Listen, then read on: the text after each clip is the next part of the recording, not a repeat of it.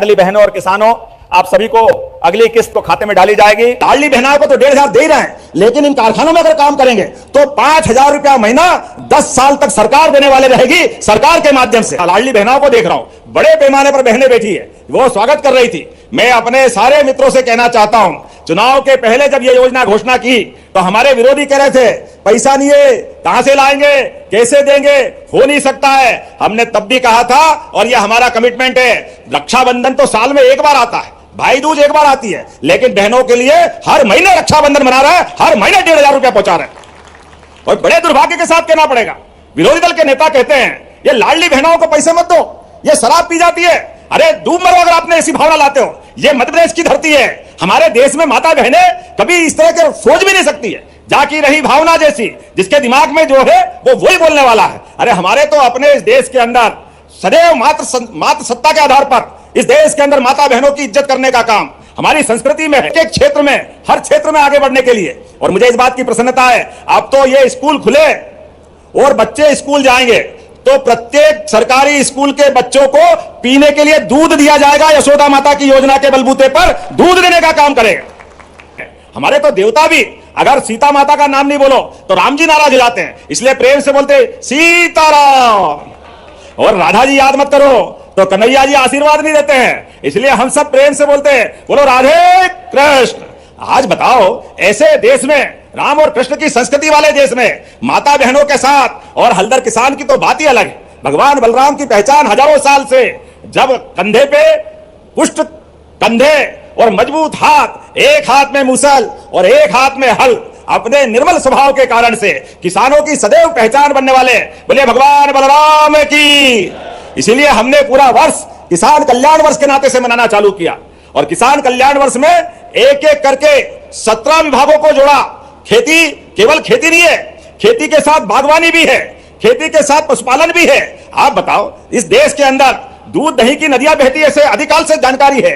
भगवान कृष्ण ने माखन के बलबूते पर कंस को घर में घुस के मारा था। यह हमारे देश के अंदर किसानों की अगर आय बढ़ाना है तो हमको पशुपालन पे भी बढ़ावा देना पड़ेगा, इसलिए दूध उत्पादन भी बढ़ा रहा है। और एनडीडीबी के माध्यम से जो 9% का दूध है, आज की स्थिति में इसको 20% तक ले जाएंगे। और दूध के बलबूते पर किसानों की समृद्धि लाते हुए और आगे बढ़ाते हुए एक एक करके प्रत्येक क्षेत्र में, आपके यहाँ तो फिशरीज भी बहुत होती है, मत्स्य पालन का काम भी होता है। अब तो केज कल्चर के आधार पर बड़ा तालाब बनाओ, बड़ी नदी में आप जाल बना करके मछली पालन का काम करेंगे तो भी सरकार उनको पैसा देने वाली है। साथियों, इस बार सभी लाडली बहनों को 1500 की राशि सभी लाडली बहनों के खाते में जारी होने वाली है। जी हाँ, तो बड़ा ऐलान सामने आ गया है। सभी लाडली बहनों के खाते में उन्हीं के द्वारा राशि डाली जाएगी और लाडली आवास की किस्त भी, क्योंकि शिवराज सिंह चौहान ग्रामीण विकास मंत्री हैं तो उनके द्वारा जारी किया जाएगा। और लाडली बहना तीसरा चरण को लेकर मोहन यादव जी का भाषण आप यहाँ पे देख सकते हैं कि विधायक जी बुरा मत मानना, मैं भी सरकारी स्कूल में पढ़ा। जब कांग्रेस की सरकार थी तो टाटपट्टी भी नहीं देते थे, घर से बोरा लाके बैठने आना पड़ता था। बड़ा दुर्भाग्य था उस समय। मैं भी क्या बताऊं, आप क्या मालूम, आप भी विधायक तो नहीं थे, लेकिन हमारे लिए यह आज सौभाग्य है। आज 3 सांदीपनि विद्यालय लगभग 100 करोड़ की लागत से लोकार्पित कर रहे हैं। यह हमारी सरकार का काम के बलबूते पर हमारी सरकार सदैव आगे बढ़ती जा रही है। मुझे इस बात की प्रसन्नता है। मित्रों, आप याद रखना, 2002-3 तक ये दिन में बिजली जल रही है, उस समय रात में भी बिजली नहीं मिलती थी। रात में ये वो दौर का समय है।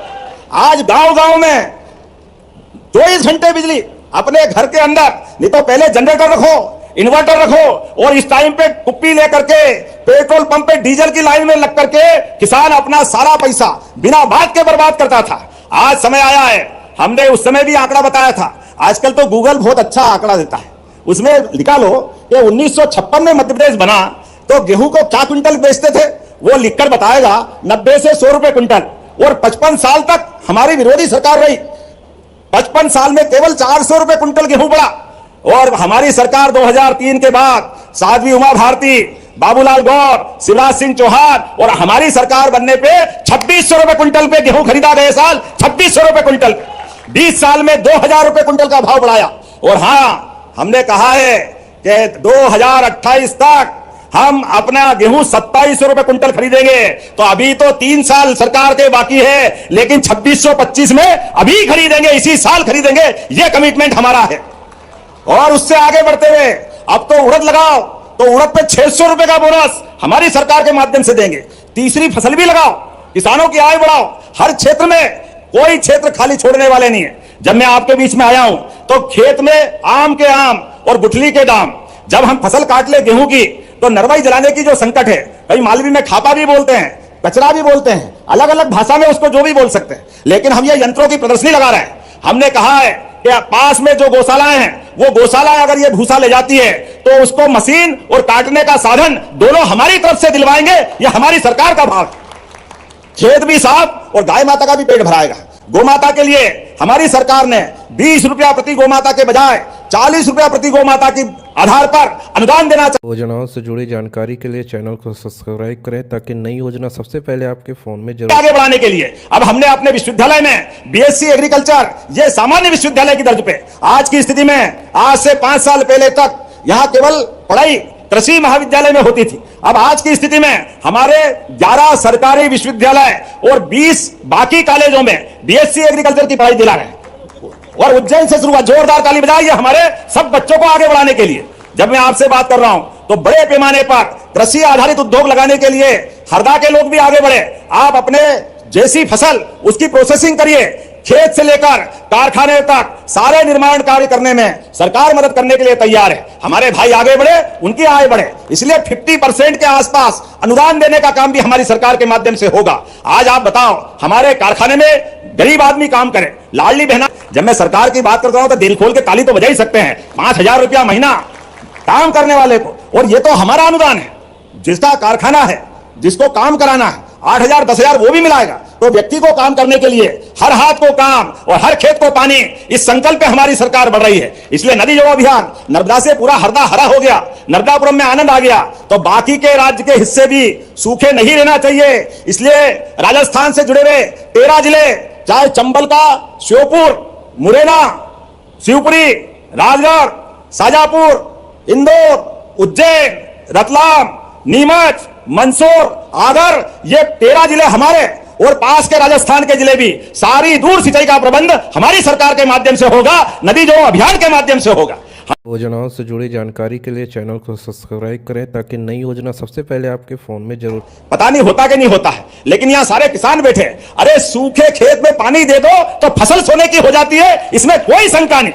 हमारे किसानों के हर खेत में पानी देने के लिए मैं, मित्र बुरा मत मानना विधायक जी, 55 साल में केवल 7.5 लाख हेक्टेयर प्रदेश में सिंचाई होती थी 2002-03 तक। मुझे खुशी है इतनी, इससे ज्यादा तो 2 साल में 10 लाख हेक्टेयर से ज्यादा सिंचाई हमने बढ़ा दी इस मध्य प्रदेश सरकार के माध्यम से। आज प्रदेश में 55 लाख हेक्टेयर से ज्यादा सिंचाई का रकबा मध्य प्रदेश में हो गया, और हमारी सरकार के टेन्योर तक 5 साल में 100 लाख हेक्टेयर तक ले जाएंगे, 100 लाख हेक्टेयर तक। जोरदार ताली बजाइए, मोदी जी के आशीर्वाद का परिणाम है।